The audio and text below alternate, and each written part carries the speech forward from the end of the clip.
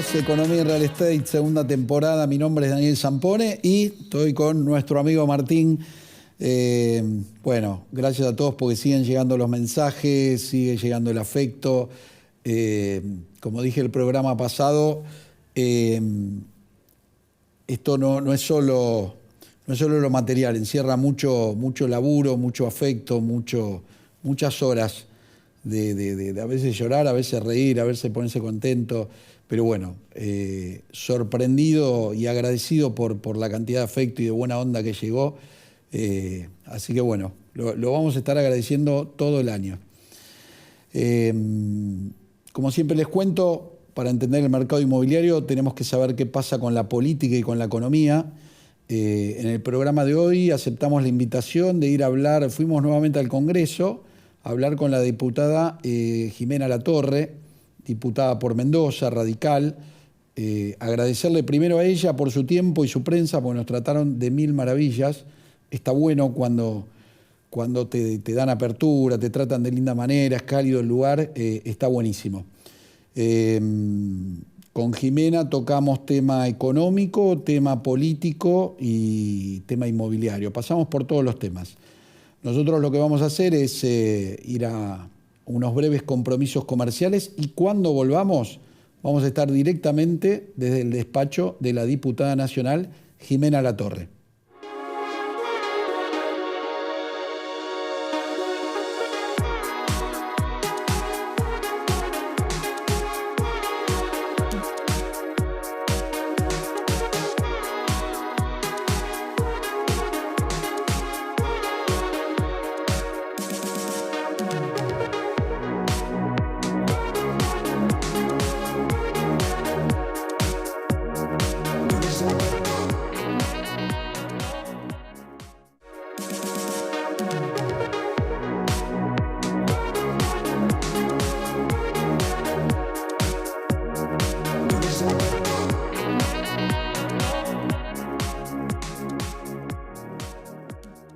Invertí con alta rentabilidad en dólares comprando y alquilando en Montevideo. M&M Propiedades Uruguay te brindará asesoramiento inmobiliario, notarial, jurídico e impositivo. Y además alquilará y administrará tu propiedad en Montevideo y te liquidará bimestralmente en la Argentina. Comunícate con nosotros al 598-9965-1548 o nuestra página web mmpropiedades.com.uy.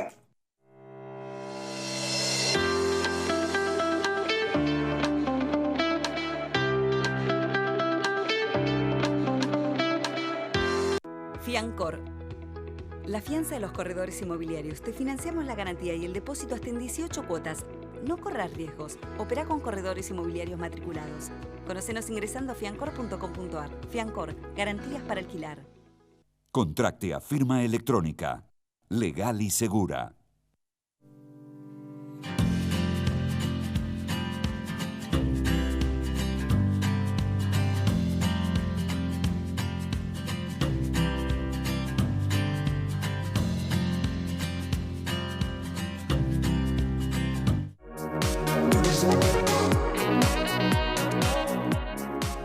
Como le comentamos en el estudio, estamos en el despacho de la diputada nacional, Jimena Latorre. Jimena, muchas gracias por recibirnos. No, un gusto recibirlos y bueno, lista para charlar. Bien. Bueno, Jimé, un placer estar acá. Hoy estamos casi fines de octubre de 2022, principio de noviembre.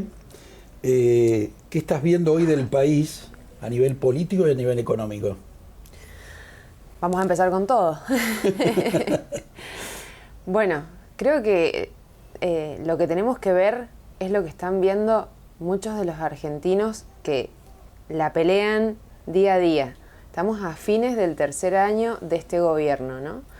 Y si tenemos que hacer un balance y ver cómo está la gente en su realidad, porque una cosa es el relato, la construcción discursiva de hacia dónde se pretende ir, si es que hay un rumbo marcado en este gobierno, y otra cosa es lo que se palpa en la calle, la situación real.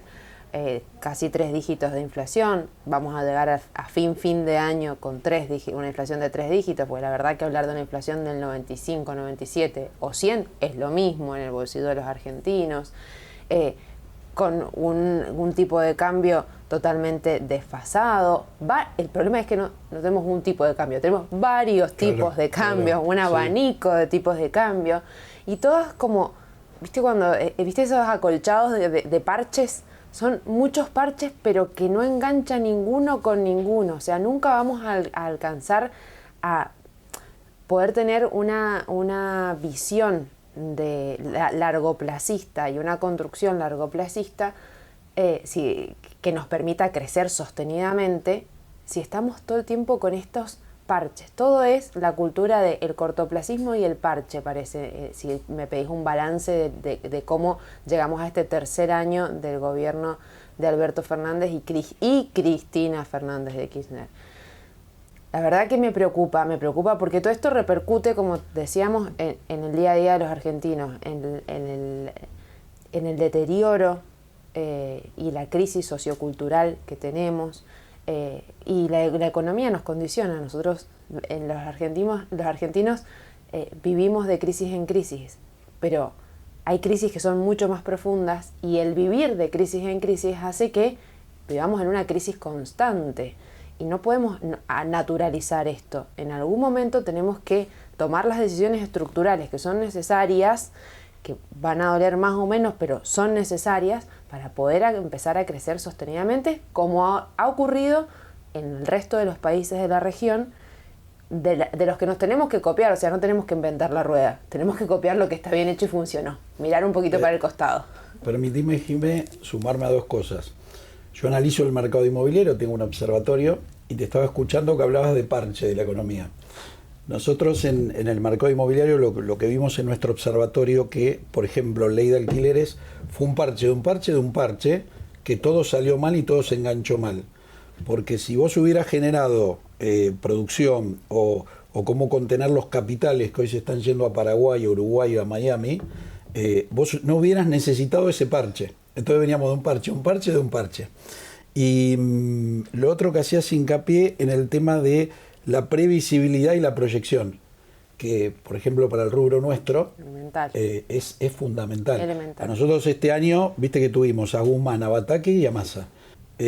Batakis, no la quiero personalizar en ella, pero fue el momento donde el dólar se empezó a disparar. Por desgracia, lo que pasa en el mercado nuestro, cuando se dispara el dólar, la gente se asusta, y cuando la gente se asusta pone la plata abajo del colchón o la emigra a otros mercados. Y vos hablabas de la región.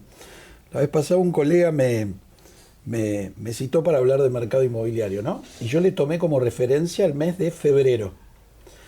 Y yo le hablaba de Australia, Canadá, esos mercados que estudiaba. Entonces él me decía, pero tráemelo Vení más acá.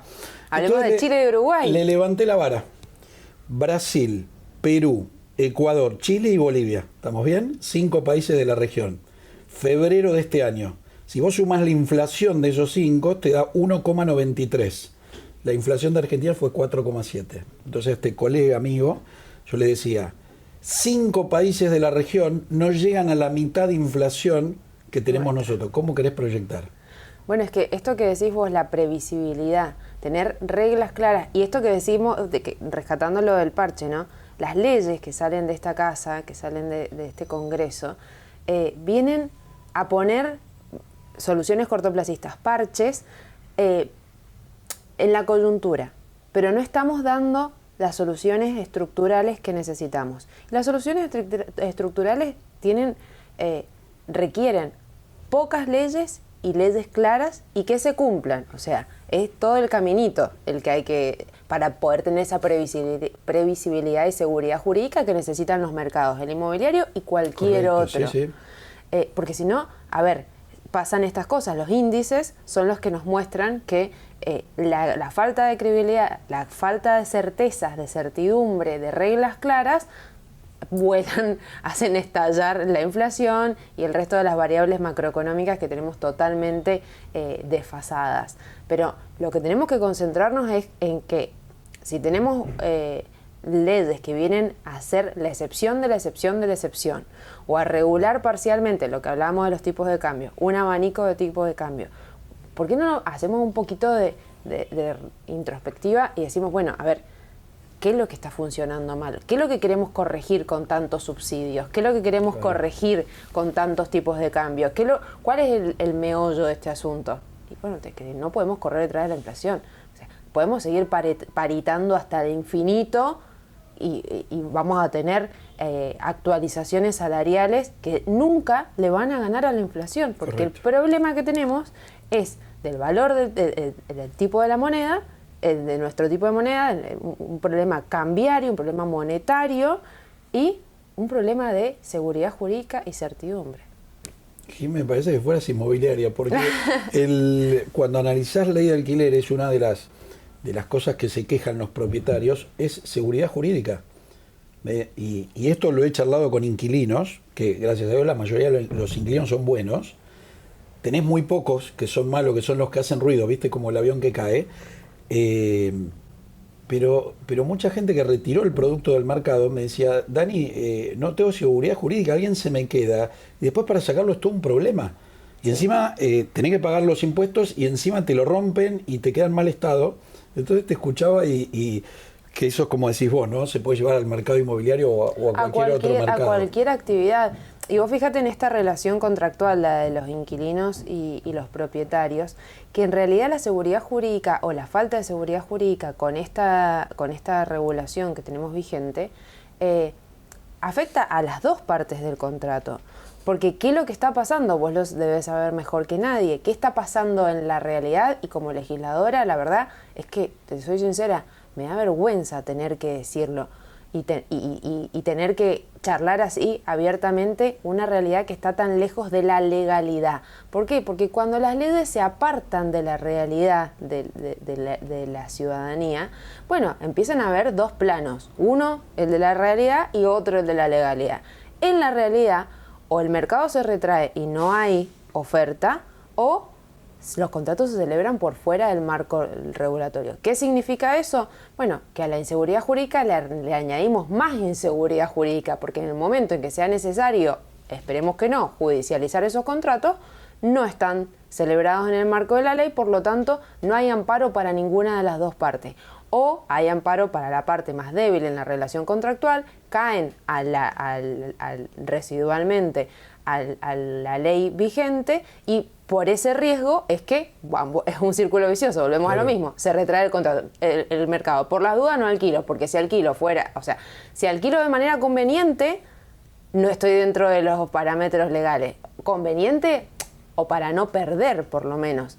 Yo soy inquilina y te soy sincera, es una locura encontrar ofertas que respeten, está complicadísimo. Y por eso te digo que también los legisladores tenemos que, más allá del relato de la construcción discursiva, manejar y palpar un poquito la realidad de la ciudadanía. O sea, no podemos venderles de que vamos, como el discurso oficialista es vamos a defender esta ley porque es para defender los derechos de los inquilinos. ¿De qué derechos de los inquilinos me hablan si los inquilinos no están teniendo acceso a la vivienda? Por vivienda propia no hay financiamiento, no hay crédito, no hay acceso al financiamiento posible, y para alquilar el mercado o está retraído, no hay oferta, o se cubren con precios o con cánones que es entendible, obviamente, porque la ley no respeta la realidad económica que estamos viviendo, que también deja fuera o excluye a los inquilinos. Entonces, creo que tenemos que, es lamentable decirlo, pero me parece que a muchos colegas en esta Cámara que se jactan desde el oficialismo de hacer territorio, de caminar la calle, les está faltando mucha calle. Bien. Jimé, vos sos radical.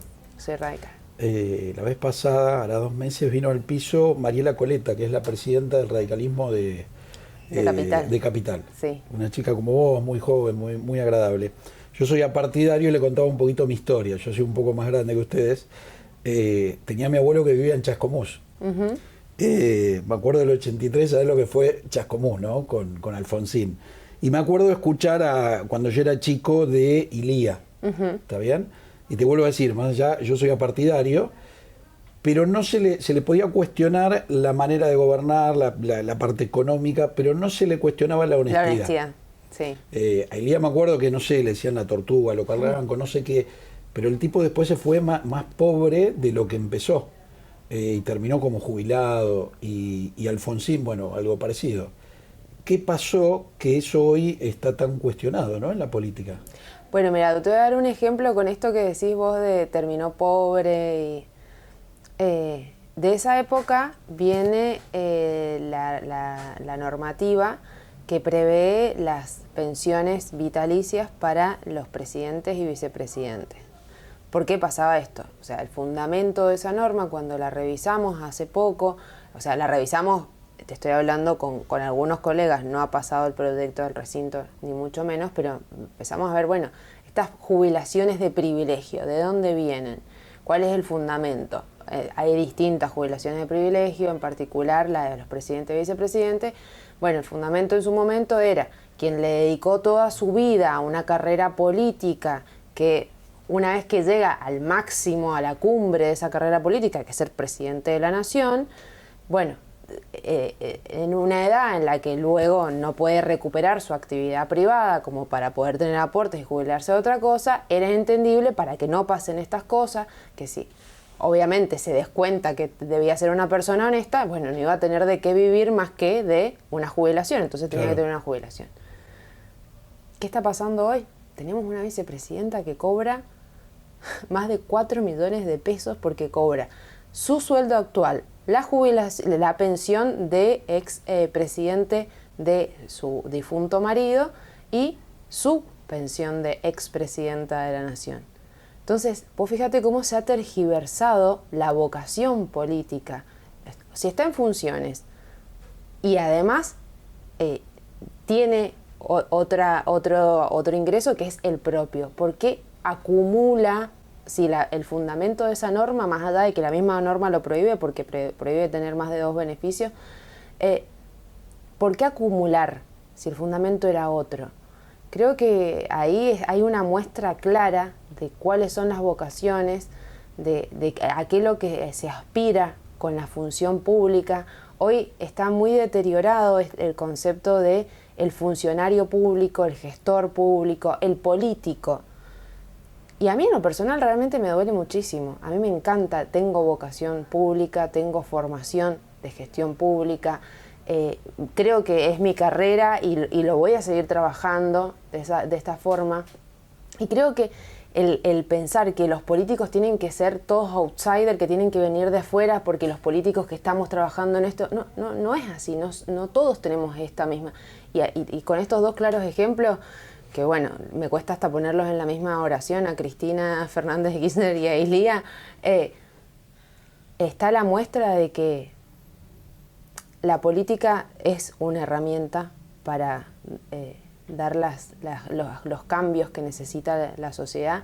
Los gestores políticos, si tenemos expertise, si nos formamos y si tenemos vocación de esto, no tenemos por qué avergonzarnos de estar en política, querer hacer política y trabajar en la política, pero tenemos que hacernos cargo también de que por algunas personalidades o por algunos hechos de corrupción y de algunas personas o de algunos grupos en particular, es una actividad que ha perdido mucho reconocimiento.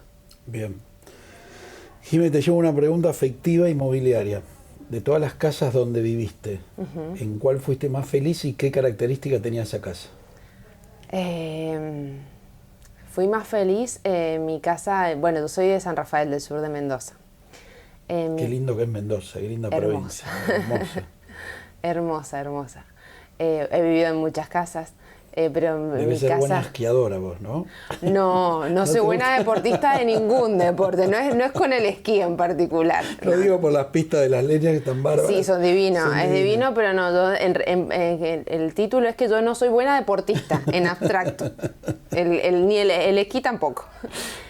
Bueno, la casa que mejores recuerdos me trae es la casa de mi niñez, de mi adolescencia, en un barrio, el barrio docente se llama, de esa época donde se construían los barrios para la clase que compraron mis papás con un crédito del Banco Nación, me acuerdo, en ese momento, donde crecimos con mis hermanos, una casa de barrio, como te digo, sencilla, muy sencilla, que a poquito a mis papás le fueron haciendo algunas remodelaciones, algunas cositas, y bueno, la verdad que ahí fuimos muy felices. Yo de chiquito iba, mi tía tenía una, ¿cómo es que se llama? Una plantación de uva, no me sale el término, tenía una viña. Una viña. Íbamos de chiquito, hacían durazno, hacían vino. Ah, claro, en San Rafael hay mucha fruta, sí. Durazno, ciruela. Sí, tengo los mejores recuerdos. Jime, te traigo un poquito para acá. Vos sos radical, ustedes en algún momento se juntaron con la gente del PRO. Hoy la proyección, estamos muy cerquita de fin de año, para el año que viene. ¿Qué ves los ves juntos, los ves separados? Juntos. A ver, me da risa porque por ahí, durante estos 3 años, casi 3 años del gobierno actual, el gobierno nacional, han intentado instalar de distintas formas las rupturas o las crisis o de Juntos por el Cambio. Juntos por el Cambio sigue siendo una fuerza de oposición que, a pesar de ser de oposición, que es lo más difícil, porque el factor aglutinante cuando sos gobierno es justamente el gobierno, la gestión, los espacios de poder, etc. Lo difícil es cuando sos oposición, y llevamos 3 años siendo oposición y manteniendo la cohesión, manteniendo la unidad de esta fuerza hoy de oposición, pero que también supo y pudo ser gobierno. Así que yo creo que en realidad lo problemático para el día a día de los argentinos, y volvemos al inicio de nuestra charla, es la crisis y la ruptura dentro del oficialismo, porque dentro de la coalición gobernante, porque justamente es la que tiene que gobernar, es la que tiene que tomar decisiones que sean coherentes para dentro del mismo espacio. Nosotros fuimos gobiernos unidos, somos oposición unidos, y espero que volvamos a ser gobierno unidos. Bien, perfecto. Jimé, te llevo a lo personal, gracias a Metro nos ven en todo el país. ¿Querés, más allá que muchos saben tu tema, querés contarle a la gente? Sí, por supuesto. Bueno, yo estoy atravesando un tratamiento por cáncer de mama. Me diagnosticaron cáncer de mama a principio de año, en marzo. Ya pasé la etapa de quimioterapia. Qué feo que me diste un mate y después no me diste más. Este era para vos. Porque está bárbaro, gracias. Amargo. Me diagnosticaron en marzo. Hice quimioterapia, ya me operaron, ya me hicieron la cirugía. Ahora empiezo a hacer radioterapia y después sigo con otra parte del tratamiento, otra etapa del tratamiento. Pero bueno, lo importante del cáncer de mama es que es un cáncer curable, primero y principal. No podemos dejar de decir la gravedad de la enfermedad. Es una enfermedad que es la principal causa de muerte de las mujeres en Argentina. Por lo tanto, tenemos que ocuparnos. No es para rechazar o negar la posibilidad que tenemos cualquiera de nosotros, incluso los hombres también, de tener cáncer de mama. Pero sí de ocuparnos. ¿Y cómo nos ocupamos? Haciéndonos los chequeos. La única posibilidad, la única chance de que el cáncer sea curable, que es curable en un 90-95%, es cuando se detecta de forma temprana. Esa proporción, ese índice de cura, va reduciéndose a medida de que pasa el tiempo y no lo detectamos en forma temprana. Y para detectarlo en forma temprana, autochequeos, ecografías y mamografías todos los años, o cuando nuestros ginecólogas o médicos no lo indiquen, dependiendo de cada paciente. Pero es importantísimo hacernos los controles y los chequeos anuales mínimo para poder detectarlo temprano y poder curarlo. Te llevo algo, esta pregunta es personal. Yo te contaba fuera de cámara que estuvimos charlando con Ramón Aquino, que es una persona, un español que tuvo esclerosis múltiples, y con Páez Vilaró, un uruguayo que cayó en la cordillera, después cayó en 2 adicciones. Yo los admiro y a vos también te admiro. ¿Cómo es el día después? ¿Qué consejo le podés dar al que te está mirando de el día después? ¿Te lo detectaron? Porque está bien lo que dijiste vos, hay que prevenir. ¿Qué pasa? No lo prevenís y te llegó como a Carlito Páez Belgrano, se le cayó el avión Sí, en medio de la sí. cordillera, y a este chico, a Ramón, le detectaron cómo es el día después y cómo es el día a día. Bueno, el día después del diagnóstico, el momento del diagnóstico, cuando me dijeron, bueno, el resultado de la biopsia es es cáncer, es como, bueno, mucha incertidumbre, la tristeza que se mezcla en realidad es más incertidumbre de qué es lo que vendrá, o cómo afrontar o enfrentar esto que viene, que la tristeza en sí. Pero el día exactamente después, me acuerdo que me dormí tarde con todo esto de la noticia, el otro día me desperté y lo primero que hice fue, bueno, ¿por dónde arranco? Llamar a los médicos, dar con los médicos recomendados, ir a golpear puertas y empezar a construir ese equipo que es el que hasta hoy me acompaña, donde tengo mi oncóloga, mi mastóloga, el equipo de las chicas, le digo yo, la oncóloga, la mastóloga, la oncopsicóloga, muy importante para atravesar esto, el equilibrio o la salud emocional y psíquica es muy importante, kinesióloga, hay que completar con nutricionista, deportólogo, todo lo necesario para poder sostener, es un tratamiento que lleva su tiempo, lleva mucha de nuestra energía, tenemos que ocuparnos de sanarnos, que no es un trabajo menor, pero se puede, así que ese es el mensaje. Te estaba escuchando y me acordaba de Ramón, una de las palabras que él me dejó cuando terminamos, me hablaba de equipo.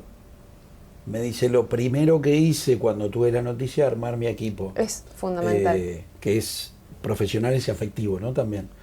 El afectivo es el equipo de banque que está siempre, porque hay momentos en los que uno también flaquea, no digo que claudica, pero sí flaquea. Entonces, bueno, ahí está, no vamos, que se puede, o capaz que no vamos, sentémonos a ver una peli, te estás cansada, estate cansada, listo. Eso, estar. Porque yo miraba tu historia y veía que seguiste yendo al Congreso, seguiste trabajando, no paraste. No porque a mí me encanta, te decía recién, me encanta lo que hago. Me encanta y me da mucha satisfacción hacer lo que me gusta, estar en actividad constante. Obvio que hay veces que estaba más cansada, sobre todo en la etapa de quimioterapia, y no podía, eso me daba rabia, tema de diván con la psicóloga, no quiero y no puedo, el cuerpo no me responde, eso sí me daba mucha rabia, pero bueno, también empezar a administrar mis energías y mis esfuerzos en un tiempo en el que tengo que dedicarle tiempo a curarme y a lo que me gusta, que es mi trabajo también. Me parece que parte de la cura es hacer lo que a uno le gusta. Pero totalmente. Y a ver, yo porque disfruto mucho de lo que hago y de mi trabajo, también disfruto de otras cosas, de compartir con mi familia, con mis afectos, con mis amigos, pero quien disfruta el deporte, que no es mi caso, como hablábamos recién, pues tiene que hacer mucho deporte, si bien para la salud también es importante, pero hará deporte a su medida, a su ritmo, es adaptarnos a un ritmo distinto en un momento especial que estamos atravesando. Bien. Que mientras mejor nos adaptemos a ese momento, pues más rápido va a pasar. Bien, Jimé, la última. ¿Qué ves para el año que viene? ¿Qué nos depara el destino para los argentinos? Una pregunta fácil. Espero que el año que viene, a ver, no vamos a crear falsos optimismos. Hablábamos recién del escenario de este fin de año. No hay un clic el 31 de diciembre, brindamos y es todo magia el año siguiente. Nos encantaría que así fuera, reseteamos y arrancamos de nuevo. No es así. Va a ser un año difícil porque estamos en un contexto muy difícil. Espero que a ese año difícil no le sumemos mezquindades. Va a ser un año de elecciones.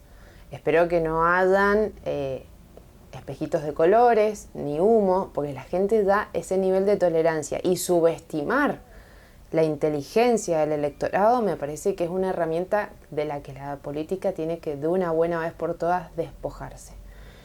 La ciudadanía necesita y volvemos a los términos médicos que usábamos recién, diagnósticos claros. Si a mí me hubieran dicho en su momento, te vas a curar del cáncer con una de aspirina y haciendo como si nada pasara, capaz que no estaría acá.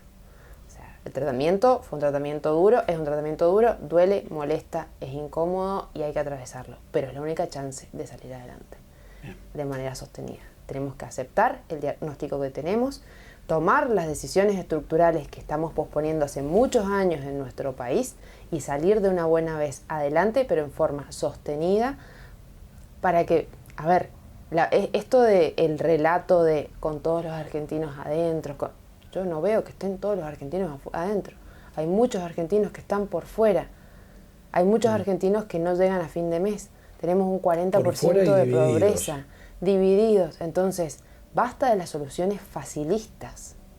Necesitamos soluciones de cuajo, con compromiso, con convicción y sostenidas.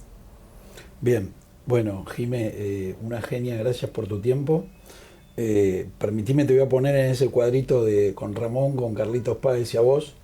No, me parece un montón.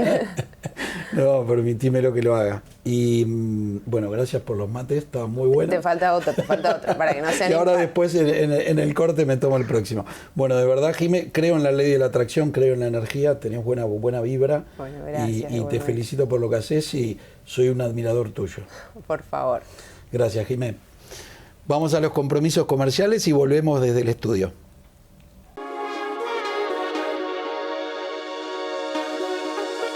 Muy bien, tercer bloque, Economía y Real Estate, segunda temporada. Lo dijimos en el primer bloque, gracias a Jimena Latorre, la diputada, gracias a su equipo de prensa.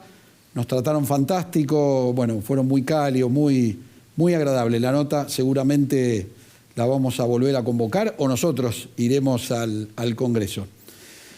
Ahora estamos con un tema que nos estaban consultando mucho. Tenemos obviamente a nuestro especialista para sacarnos las dudas. Ley de alquileres nueva, contrato, 3 años. ¿Puedo hacer menos de 3 años? ¿Es legal? ¿No es legal? ¿Tengo manera de hacerlo? Estamos con un especialista en el tema, nuestro amigo, nuestro columnista, Enrique Abati. Enrique, llegaron muchísimas consultas, que lo habíamos charlado esto. Sí. Tengo un departamento para alquilar por 3 años. Pero si quiero hacerlo por menos, Enrique. Es absolutamente posible porque la misma ley brinda esa posibilidad.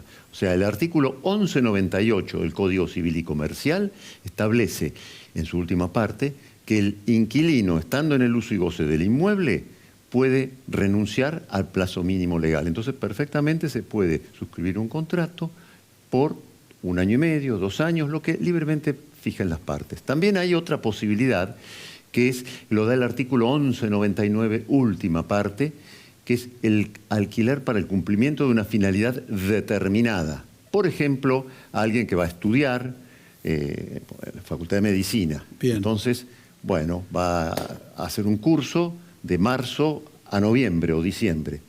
Ahí no le alcanza el plazo mínimo legal, pero tiene que volcar 1199, última parte del código. Bien, ayúdame a pensar 2 cosas, Enrique. Tengo a mi tía que es propietaria, viene un chico del interior que viene por 1 año a estudiar a la Facultad de Medicina. Primero te voy a preguntar si son propietario o inquilino, después te voy a meter un corredor inmobiliario, ¿no? ¿Cómo se tendría que manejar? ¿Qué le tengo que aconsejar a mi tía que es propietaria que agregue en el contrato para que eso, por ejemplo, tenga 1 año de duración? ¿Está bien lo que digo? Perfectamente, por Bien. eso. Son 2 posibilidades. Una la brinda el artículo 1198, última parte, que ahí se establece que el inquilino puede renunciar al plazo mínimo legal, pero tiene que estar en el uso y goce del inmueble. Lo que en la práctica sucede era lo que sucedía antes con el famoso convenio de desocupación. O sea, el contrato va a tener una fecha anterior, o mejor, 10 días antes, y la renuncia al plazo mínimo legal, que va a estar hecha ante escribano, siempre conviene, con firmas certificadas, Bien. donde el inquilino dice, yo no voy a habitar este inmueble durante 3 años, sino que ahora decido habitarlo por 1 año y medio, 2 años. A eso sí. Pero, perdón, Enrique, el inquilino ya tiene que estar adentro En teoría cumplimiento sí, del contrato. Sí. No, bueno, Bien. Vamos a aclarar bien Dale. cómo es en la práctica. Yo no digo que aconsejo hacerlo, Sí. ni que hay que hacerlo, pero Bien. la práctica en el mundo inmobiliario, debido a la nefasta ley de alquileres, que estableció un plazo mínimo de 3 años, cuando antes era 2 años, entonces todo el mundo quiere contratos, sobre todo en este contexto inflacionario brutal que tenemos. Tenemos una inflación proyectada de más del 100%. Entonces, la gente quiere, incluso los mismos inquilinos, fijar un contrato por 2 años, como era toda la vida, como fue antes, Claro. con el régimen del Código Civil y Comercial. Entonces, en la práctica, ¿qué se hace? Se suscribe un contrato con una fecha anterior, todo el mismo día, y el día en que el inquilino recibe la llave del inmueble, o sea, recibe la tenencia del inmueble, supuestamente ya está en el uso y goce del inmueble 10 días antes. Y entonces suscribe la renuncia al plazo mínimo legal ante un escribano. Y lo circunscribe, por ejemplo, a 1 año y medio, 2 años, y eso sí, al inquilino se lo dispensa de la indemnización que debe pagarle bien, por vale la la resolución aclaración. anticipada. Correcto. Claro, sí, sí. Bien, Eso perfecto. sí. Pero, aclaro, esto es la práctica habitual debido a la mala ley que tenemos en estos momentos. Y es una forma de brindar una cierta seguridad jurídica y hacerse a lo que es la práctica, lo que era toda la vida la práctica habitual. Desde el 2015 el plazo mínimo legal eran 2 años, hasta que vino esta nefasta ley a prolongarlo a 3 años. Pero la otra solución la da el 1199, como bien dijiste vos. Alguien que viene a hacer un curso en la Facultad de Medicina, por ejemplo, un ejecutivo de una empresa que se traslada a una planta fabril, y bueno, entonces lo contrataron a lo mejor por 6 meses, 3 meses. Entonces, la otra posibilidad es cumplimiento de finalidad determinada. Y ahí sí, en el mismo contrato, Bien. es decir, ahí no hay fecha antedatada, nada. En el mismo contrato, porque la ley lo dice, 1199, última parte, cumplimiento de finalidad determinada, que está circunscripto a 3 meses, 6 meses. No hay un plazo mínimo legal acá tampoco. Es Bien. una excepción al plazo mínimo legal. Bien, eso, Enrique, también se puede poner en caso de, lo he escuchado de mucha gente del interior que tiene familiares enfermos que se operaron Claro. acá y están, viste que se operan y tienen que quedar 6 meses, entonces viene un familiar del interior. También ese caso Sí, califica. Perfectamente. Cubre todo esto, que es muy distinto al contrato turístico, o sea, la finalidad turística, Bien. que es del 1199, es el inciso B, que es el plazo máximo de un contrato de finalidad turística, son 3 meses, ojo. Y hay una mala praxis a veces que se da, uno lo ve diariamente, que, por ejemplo, el inquilino le dice, bueno, al propietario, me quiero quedar, qué sé yo, 1 mes más. Sobre todo se ven los countries estos. Alquilaron por toda la temporada de verano, por los 3 meses, y bueno, quiero llevar, por ejemplo, para las Pascuas. Prorrogar ese contrato es un gravísimo error, porque le abre la puerta al inquilino a quedarse los 3 años. Invoca el cumplimiento del plazo mínimo legal de 3 años. Entonces, en un caso como este, es muy sencillo. Se le dice al inquilino, se acabó. Y si no, si él quiere permanecer en el inmueble, no hay ningún problema. Se hará un nuevo contrato, pero nunca una prórroga, un nuevo contrato con un familiar del inquilino. Entonces ahí no hay ningún problema. Qué buen detalle, Enrique. No prórroga, sí nuevo contrato. Un nuevo contrato. Por eso el plazo máximo de la locación turística de descanso es 3 meses, no más de eso. Bien. Si quiere 3 meses y un día, rompo contrato y hago uno nuevo. Exactamente. Vale la aclaración. Enrique, seguimos hablando de alquileres. Otras muchísimas dudas que llegaron es, ¿lo tengo que hacer en pesos? ¿El contrato lo tengo que hacer en dólares? ¿Se puede, no se puede? Bueno, vamos a explicarle a los televidentes. Hay una costumbre muy difundida de hacer los contratos en dólares billete. Bueno, eso es nula esa cláusula. Pero no es imposible. Hay que referirlo al dólar. Bien. En la cantidad necesaria de pesos para comprar dólares en Montevideo, dólar MEP, dólar contado con liquidación o dólar Banco Nación. Hoy día no menos de un 60 o 70% plus más. Entonces, la solución está dada únicamente, referirlo al dólar, para los contratos que no sean de vivienda. Tienen que ser Bien. contratos comerciales, galpones, Perfecto. es habitual, sobre todo en los locales comerciales, oficinas, los locales con ubicaciones top, generalmente se hacen en dólares, o sea, en la cantidad necesaria de pesos para comprar los dólares. ¿Por qué? Porque lo que define al contrato de locación es el artículo 1187 del Código, que dice que el precio, o sea, el alquiler, debe ser en dinero. Y resulta que hay otro artículo del Código Civil y Comercial, el 765, que define a la moneda extranjera como una cosa, como si fuera, no sé, este reloj, Bien. cosa. Entonces no se puede alquilar en cosa. Pero sí, hay otro artículo del Código, el 1133, que permite referirlo al valor de esa cosa. O sea, por eso es común, por ejemplo, en los contratos, por ejemplo, estaciones de servicio, se refiere a la nafta, a la cantidad necesaria de pesos para comprar 10.000 litros de nafta, Correcto. súper, etc. Y así se arman las actualizaciones. Exactamente, Bien. y entonces lo referimos al dólar, a la cantidad necesaria de pesos para comprar tantos dólares, pero nunca dólar billete. Si en la práctica se quiere que el inquilino pague en dólar billete, porque el inquilino quiere, le conviene a él pagarlo porque tiene los billetes, si no lo tiene que ir a vender y qué sé yo, porque hay que pagarlo en pesos referidos al dólar, nada impide que le pongamos dólar MEP, por ejemplo, más un 3, un 4%, o dólar Montevideo más un 3, un 4%, entonces va a ir el inquilino y va a llevar los dólares billete y oficialmente el recibo se extiende en pesos a la cotización del día. Bien. Pero nunca en dólar billete. En la práctica todos sabemos que se pagan en dólar billete. Bien. Pero además, relacionado con esto, con la cantidad necesaria de pesos para comprar una cosa determinada, está, lo que bien dijiste vos, las actualizaciones. Entonces, por ejemplo, se refiere al valor producto o una canasta de productos, muy común en los supermercados, en los alquileres para los locales destinados a supermercados. Una canasta de productos, 10 productos, por ejemplo, aceite, no conviene de primera necesidad, bueno, y otra canasta de productos suplentes, digamos, por si alguno entra en precios cuidados o desaparece del mercado o le cambian el envase, etcétera. Claro. Que eso lo elige el locador, lo reemplaza. O sea, cuando suscribimos el contrato es tantas latas de aceite de oliva marca tal de 1 litro, tantos tubos de pasta dentífrica de tantos gramos de tal marca, etcétera. La cantidad necesaria de pesos que al día de hoy valen tanto. Y eso se actualiza, por ejemplo, cada 6 meses.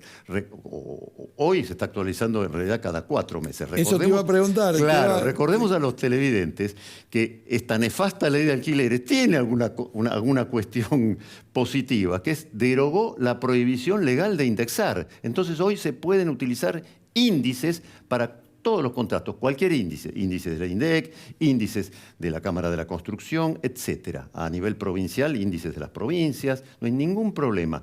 Pero lo que estamos viendo en el mercado hoy día, que es la actualización, es cuatrimestral, ya no es más semestral. Déjame pararme ahí, Enrique. Estamos casi ya a inicios de noviembre de 2022. Nos están mirando muchos corredores, muchos comerciantes.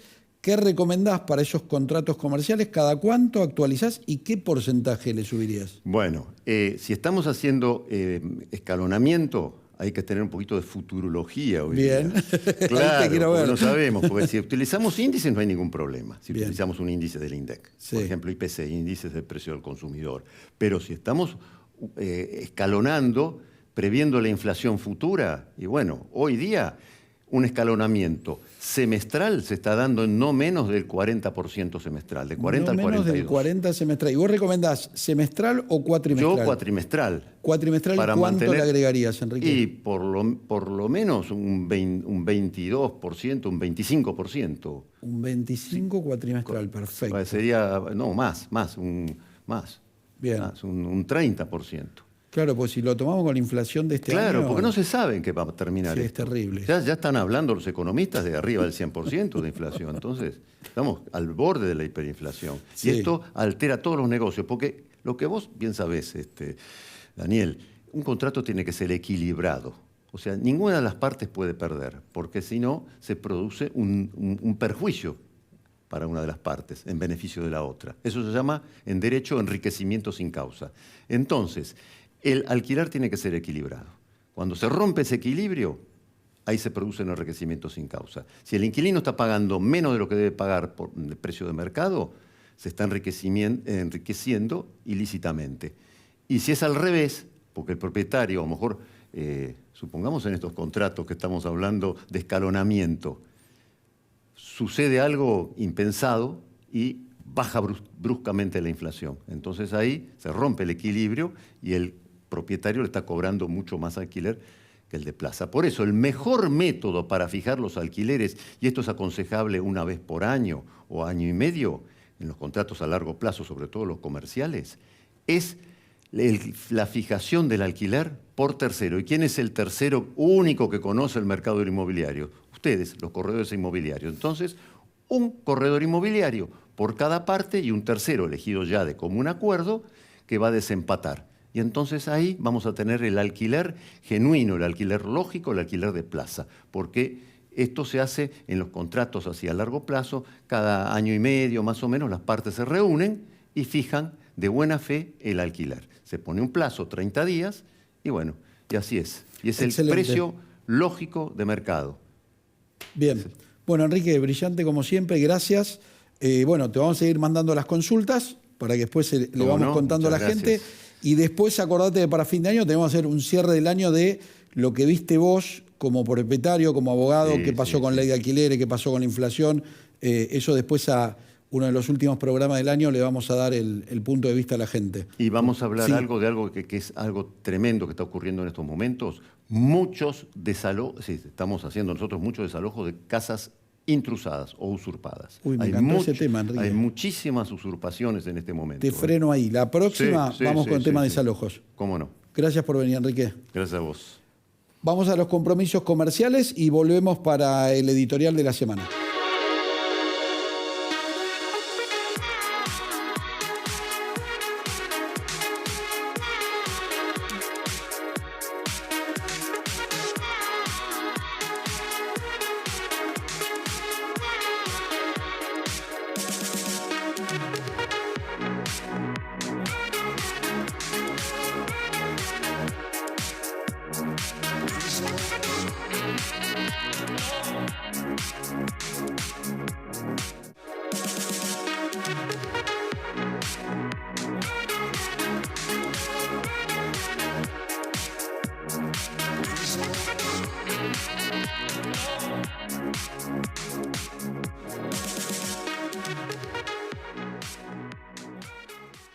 Invertí con alta rentabilidad en dólares comprando y alquilando en Montevideo. M&M Propiedades Uruguay te brindará asesoramiento inmobiliario, notarial, jurídico e impositivo. Y además alquilará y administrará tu propiedad en Montevideo y te liquidará bimestralmente en la Argentina. Comunícate con nosotros al 598-996-51548 o nuestra página web mmpropiedades.com.uy.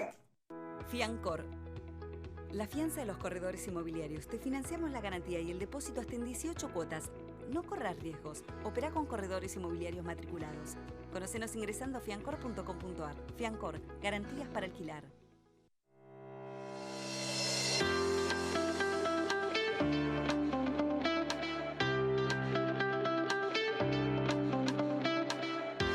Contracte a firma electrónica.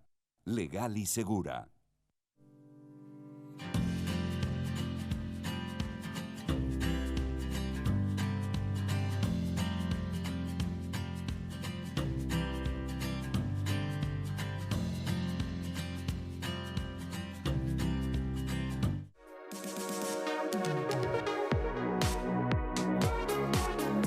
Muy bien, último bloque, vamos al editorial de la semana. Como charlábamos recién con el doctor Abati, el tema de la semana es la importancia de un corredor inmobiliario. ¿Y por qué a esta altura del año voy a tocar este tema? Siempre cuento el triste caso, pero hay que tomarlo como ejemplo emblemático de un amigo que en un momento iba a emprender sus vacaciones con su familia, se iba a la costa. Yo le recomendé que llame a un corredor inmobiliario del lugar para que lo asesore, dónde alquilar, cuál es el mejor lugar, la disponibilidad. Y este amigo mío me contestó, me dijo no, me voy a ahorrar plata, me voy a meter en una página, tiene X nombre esa página, donde veía el departamento y lo alquilaba. Y me dijo, mira, es todo más dinámico, es más económico, me sirvió. Le digo, mirá, yo le hice una pregunta en ese momento, le digo, ¿qué es caro, qué es barato? Porque lo que él se quería evitar es la comisión del corredor inmobiliario. Y yo en ese momento le conté la anécdota que lo compartí con ustedes también. A mí me gusta mucho ir a la costa, a la parte de Cariló, voy con mi auto, y antes de salir a la ruta lo que hago es hacerle un chequeo por un mecánico especialista en la marca que yo tengo. Entonces yo le dije lo que me cobraba este mecánico, a este amigo, y le digo, ¿esto es caro o es barato? Y me dice, no, ¿para qué lo haces? Si el auto anda bien, no, es un modelo nuevo.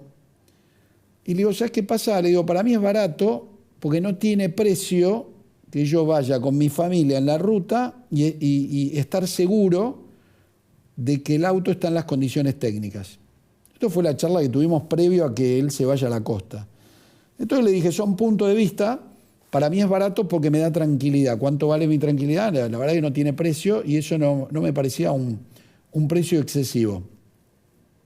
Y él optó por alquilar por esta página. Bueno, resulta, por desgracia para él, entrado el verano me llama. Y me dice, Dani, tenías razón, quiero hablar con vos. Le digo, ¿qué te pasó? Digo, bueno, vení a la oficina y charlamos y me contás un poquito. Bueno, había ido a un lugar donde llegó, abrió su departamento, dejó las cosas, se fue a la playa, cuando volvió no tenía más nada. Evidentemente había sido estafado, triste porque era su primer día de vacaciones, toda la ropa, toda la plata, o sea, la pasó pésimo, estuvo menos días de vacaciones. Imagínate empezar tus vacaciones de esta manera. Entonces ahí él solo me dijo, entendí lo que cuando vos me decías qué es caro o qué es barato, y cuando me decías lo de la importancia de un corredor inmobiliario. Aparte me estaba corriendo yo de la cena porque yo no trabajaba esa zona, no tenía ningún amigo, lo que yo me ofrecí como amigo de él, asesorarlo en averiguar, a ver, en esa zona hay prestigiosas inmobiliarias y prestigiosos corredores inmobiliarios, y me ofrecí para averiguar, para que lo contacte y que vaya y que se le haga más fácil y que esté contenido. Bueno, entonces él tomando este café en la oficina me decía, para el próximo verano quiero que me asesores y que me indiques con quién. Y yo lo que le marcaba, más allá que de contenerlo y que él la pasó mal, le decía, el corredor inmobiliario es el profesional, es la persona que se dedica a esto. Nosotros los corredores inmobiliarios nos especializamos en esto, estudiamos en esto y estamos todo el día con esto. Yo particularmente también me dedico a construir. Yo cuando hablo del observatorio inmobiliario que tengo para la tele, ese observatorio inmobiliario nació del observatorio inmobiliario que tenemos cuando nosotros generamos un desarrollo. Nosotros lo que vamos haciendo es viendo las zonas, qué es la necesidad que tiene, estudiando lo que quiere la zona, estudiando cuáles son las características y la modalidad de vivir de la gente que está ahí, porque cada barrio, si tomamos como referencia Ciudad Autónoma de Buenos Aires, tenemos 48 barrios, cada uno tiene su particularidad. Entonces, nosotros lo que hacemos desde este observatorio es ver el comportamiento de la gente que vive en ese barrio para después construir y para después ver qué producto construís. Porque una cosa que hagas un edificio de oficinas, otra cosa que hagas locales comerciales, otra cosa que hagas un edificio de cocheras, otra cosa que hagas un edificio para vivir, donde puede haber unidades de un ambiente, 2 ambientes, 3 ambientes, 4 ambientes o pisos. Bueno, ¿de qué depende todo eso? Del estudio, por ejemplo, que hacemos los que somos desarrolladores inmobiliarios, del estudio que hacemos de la zona. Eso a nosotros nos sale de nuestro observatorio y nosotros construimos en distintas zonas de Ciudad Autónoma de Buenos Aires y de Provincia de Buenos Aires. Por ejemplo, nosotros terminamos un edificio, fue el 2021 en Devoto, y ahora estamos construyendo en Hurlingham. Bueno, las características que nos dieron para hacer y para desarrollar fueron muy distintas en Devoto que en Hurlingham. Eso salió a raíz del estudio que nosotros hacemos con nuestro observatorio inmobiliario. Yo eso lo agarro, también lo llevo a la tele para ver las estadísticas y eso también lo aplico para lo que es compraventa o alquileres. A la hora de decirte cómo está el mercado, si está bien para alquilar, está mal, es momento de comprar, es momento de vender. En algún momento te conté qué pasó en la pandemia. En plena pandemia me habían consultado de un canal colega donde me decían el mercado inmobiliario está mal y estamos mal y estamos en el peor año del siglo. Y yo lo que le dije a ese periodista es, el mercado inmobiliario es para entrar, y hay momentos para entrar y para salir. Yo lo que haría en este momento, compraría un local en la calle Florida, porque ahora es tan baja y en algún momento la pandemia se va a ir, en algún momento los turistas van a volver y en algún momento va a recuperar su valor. Eso es lo que hacemos los corredores inmobiliarios.